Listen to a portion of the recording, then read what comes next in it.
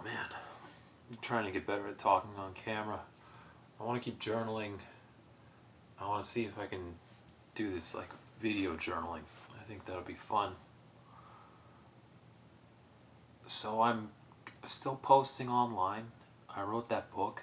I'm proud of the book. I think that the book says a lot of important things. I think it's very well thought out. Maybe could use a little bit of editing, but uh, I've been criticized for my word economy, and I think that's fair. I'd love to have an editor, but that is so boring. I hate doing it. It might be time to start looking into getting rid of this mysterious online persona that I've been cultivating. That's fine. It's a bit of a shame, but I think it's starting to hold me back a little bit. When I started doing it, it was to create an advantage. It was to have this mysterious aura and kind of get some of the spiritual and philosophical clout that comes from being mysterious. But now I'm starting to think that it's holding things back. And I'm still a pretty mysterious person by nature of the sheer level of complexity that I have. I'm a very complex person with a lot of different sides to my personality, but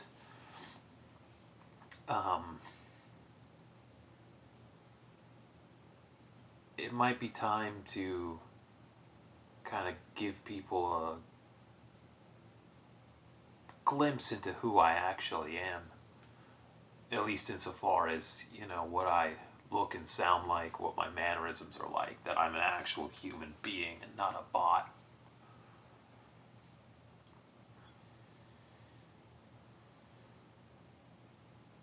I've been playing this Pokemon game. I shouldn't be doing that. I should be working. I feel incredibly guilty about playing this game. I'm not even sure that I enjoy it. I think it's literally just a tool of procrastination for me. And I think that I'm just playing it for escapism and nostalgia.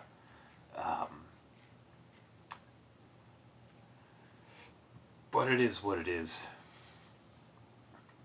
I listened to a new Grimes song. I didn't like it at first, but it grew on me. I listened to it when I was at the gym. It's the way Grimes is evolving is into this more slow-paced, darker kind of aesthetic, which is all right, but it's a lot more common than what Art Angels Grimes was, which was this like kind of surreal, upbeat, dreamlike quality that I think was really rare. And I think this foreboding, dark, I think foreboding is the best term for it. Vibe is, it's executed very well, but it's not as unique as what Grimes had been able to accomplish with some of her previous songs.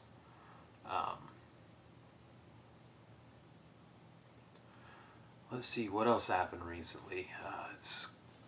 It was really cold where I am, and now it's less cold. So I can finally start going back to the gym and doing things. Maybe I can finally start publishing some of the videos that I had planned to make. I'm probably not going to post this. I might. I don't think that I am, though, because I have a plan. I have a plan, and that persona is still involved. It's a little bit like, we were just talking about Grimes. It's the same thing. Like, her name is Claire. It's not Grimes. Grimes is a character. that's what I'm trying to do, a very similar thing here. My name is Ryan, but I want to be playing this public character who is this mysterious nihilist spiritual leader. And I am the creator of all those things, so it is me. But there's a bit of Andy Kaufman-esque quality to it, which is where do I end and the character begins. They're both me.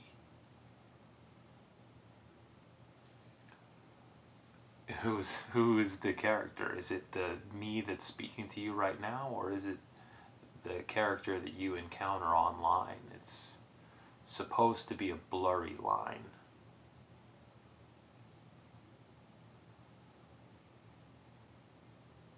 Savannah Brown posted a video last night or the day before. I don't quite remember. Excellent. It was an excellent video. It had a really good after hours conversational dreamlike kind of quality. Not in the way that Grimes is dreamlike, but more in the way that Savannah has really good flow to her speech, and it has a euphonic quality, a very round overall quality. I don't think she uses a lot of cacophonous words. She tends to create sentence structures that feel like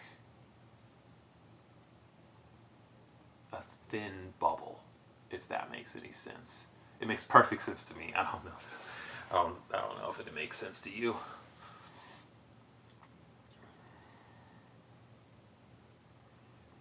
What else? I'm a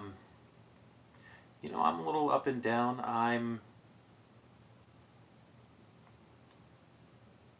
trying to keep my head in the game, trying to take it one day at a time, trying to move forward. I really want to get going on my next novel, but I'm also pulled in the direction of continuing to market this book that I previously wrote, which I think is probably the right thing to do. The right thing to do is probably to do both of those things. But habit seems to be pulling me in the direction of Twitter and my blog and making videos like this. And I guess you would consider that all kind of marketing, right? It's not the nuts and bolts of actually sitting down and writing a thing. It's just public presence, I guess. I deleted like 600 people from Twitter that I was following because either they weren't following. Basically, I just went through the list, and it's like if you weren't following me back, and I didn't recognize your name, like I didn't recognize you as posting interesting things in my feed. I just unfollowed.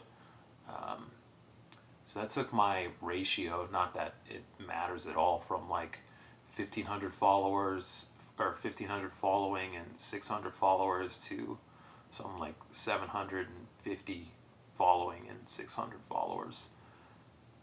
Not that that matters, but that's I spent like an hour doing it, so I remember the numbers.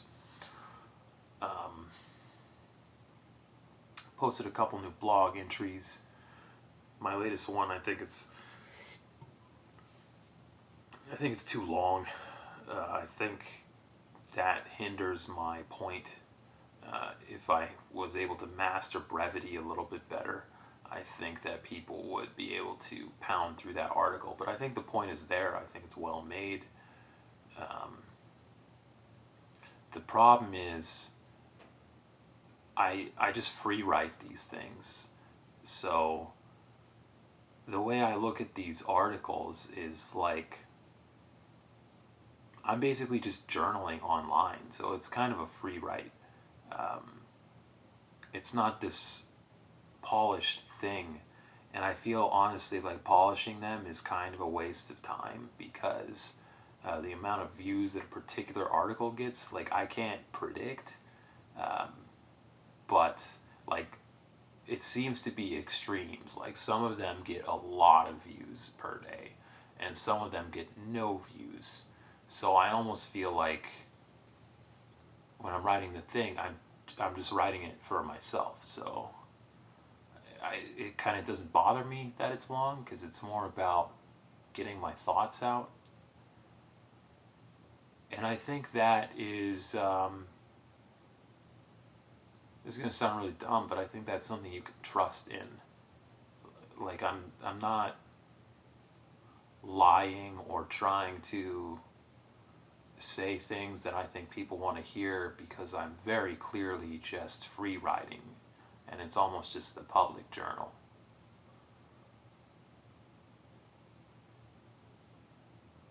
I want to get to know some of the people on Twitter a little bit better. I think that's part of the reason that the public persona is starting to feel like it's getting in my way. Because there are some people maybe I'd like to connect with a little bit better.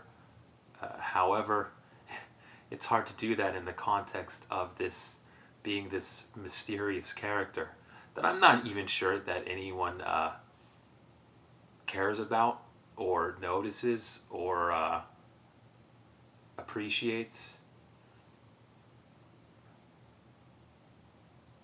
Although it's fun for me, I like it. I enjoy doing it. Like I said, I want to have kind of the public persona and then myself, but I that's just for fun, right?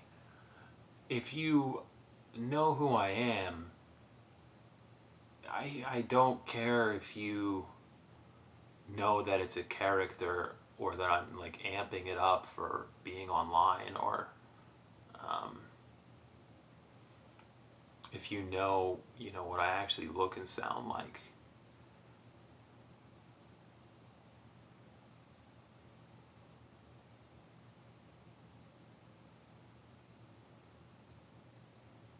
My sleep schedule is really off lately, uh, but I think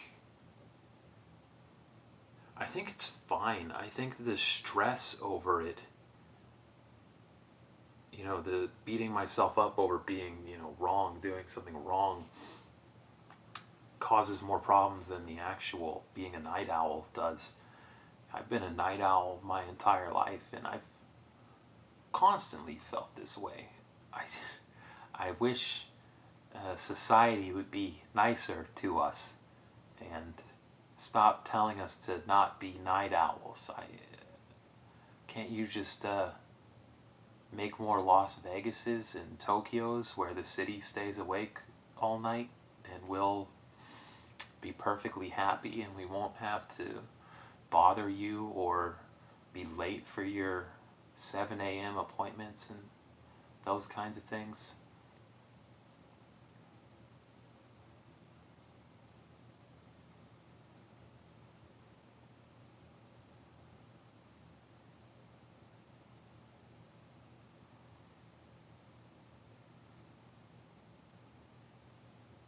I'm watching a couple of TV shows right now. I'm watching his Dark Materials, which is based on the Golden Compass, which was like my favorite book in middle school. Like sixth grade, I think, is when I was into the Golden Compass and the other books. Um, so it was kind of fun as like a refresher. I don't know if I would like this show that much if like it didn't have the nostalgia aspect to it. Um, I'm also watching Watchmen, which I think is a bitter disappointment. I didn't think it was going to be good, and it's not. However, I'm still watching it. Like, it's weird enough to watch, and I think it would be a suitable, like, C plus level show, like those Warner Brothers. What do you call it? I forget the network, but like what are they even called? Like Superboy and Archer and stuff. Like the DC Comics TV shows. Like, it's about the quality of that, I think. But the problem is that it's a sequel to an iconic thing that was self-contained that nobody asked for. It's like that Fight Club 2 comic. Like, no one is gonna consider this to be like a legitimate continuation to this, thing that people have so much appreciation for. And then it's not that good. Like, it's all right. The most interesting stuff is the Adrian Veidt stuff. And there's a little bit of intrigue for the rest of the show, a little bit of weirdness. Like, I'm a little bit into it. I'm still watching it, but it's, I take it or leave it. Like, if it never aired another episode, I'd just be like, Silicon Valley, I'm watching that. That's a great show. I love that show. I've recently watched The Politician on Netflix. That is a really good show. I liked it a lot. Before that, I watched Into the Effing World, and that's one of my favorite shows. I had previously seen Wayne on YouTube Red, and I loved Wayne. I think I like Wayne as a show a little bit more than the Into the Effing World, but it's very clear that Wayne is like a beat for beat copy of that show. In fact, I almost view it like I know what season 2 of Wayne is going to be about, because clearly, since they copied the first season of this show and they just released the second season of this show, it's going to be a copy of the second season of this show. But I don't know. It's a toss-up between those two shows. I think I identified with Into the Effing World more. I think it is, like, substance-wise, a better show. I think Wayne is stylistically a better show, but I think in terms of substance, I think that Into the Effing World is better. My problem with it, my one major problem with it, is the first episode of this show, they introduced this kid as like this dangerous psychopath to the level where it really gave you a gut-wrenching, like, tight chest feeling of what is this kid capable of. And by like 3 episodes, I forget when things happen. By halfway through the first season, he is just like the sensitive kid that you would have expected, from just like looking at a picture of him. All of that build-up was nothing. That's not to say he's not a good character. I like the character. I'm saying just that the early build-up was too much and it had little payoff. Maybe they could have just, had him. I don't want to tell people what they should and shouldn't do, but that's how I felt when I watched the show. Like, there was a lot of wasted potential in that build-up. I would take away from the build-up, not from the character who emerged later in the show. I think the character is just fine. Let's see, what else? What else did I see?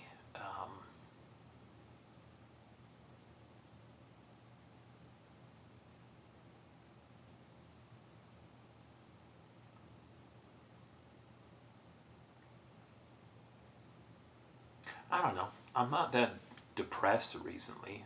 That's kind of surprising. I tend to be a pretty depressive, melancholy kind of person, but I'm feeling pretty even lately. I think things have normalized.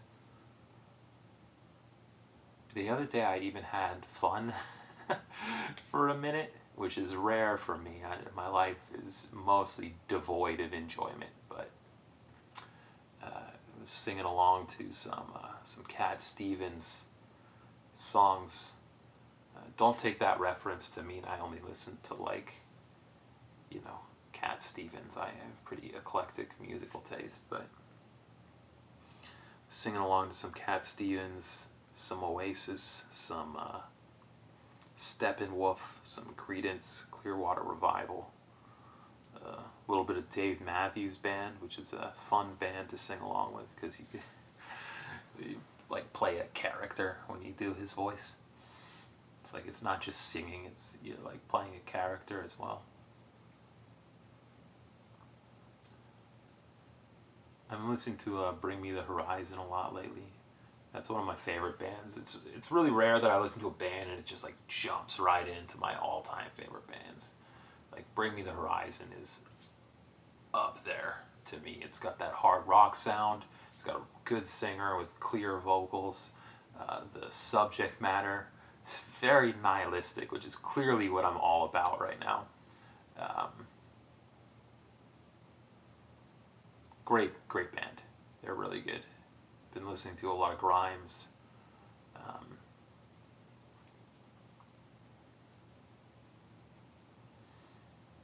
I'd say right now, Bring Me the Horizon and Grimes are probably my two two favorite music artists.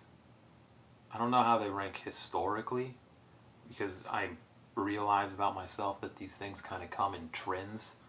So just because they're my favorites right now, are they like my all-time favorites? I don't know.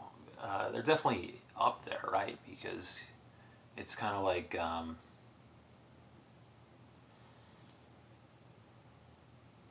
to put it, man. They all got into Harvard. You know what I mean? Like they all got an admission to the greats lists at one time or another. But is the class of 2019 better than the class of 2014? You know what I mean? I think you need some distance to get a handle on that. I mean, Coheed and Cambria used to be one of my favorite bands back in high school. Like, no one listens to them anymore. But you know what? They're in kind of a similar category as Bring Me the Horizon. Billy Talent used to be one of my favorites, one of my all-time favorites. Led Zeppelin, Nirvana.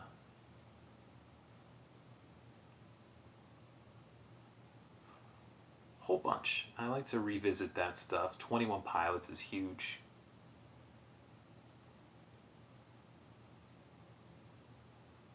I'm thinking now. I think Bring Me the Horizon, 21 Pilots, Grimes, Coheed and Cambria, Tool, Billy Talent, Led Zeppelin, Incubus. I don't know about Incubus. I do like Incubus, but I don't know if they make this list.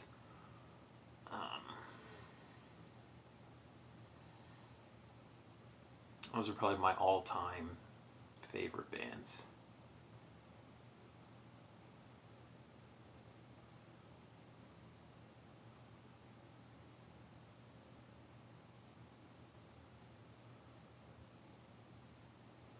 Well, I don't know. This video is getting pretty long now. It feels like a good length for a journal entry, right? So maybe I'll cut it off here. I'll try to do this again, get more comfortable with this format. I don't know how to end this thing. Cheers.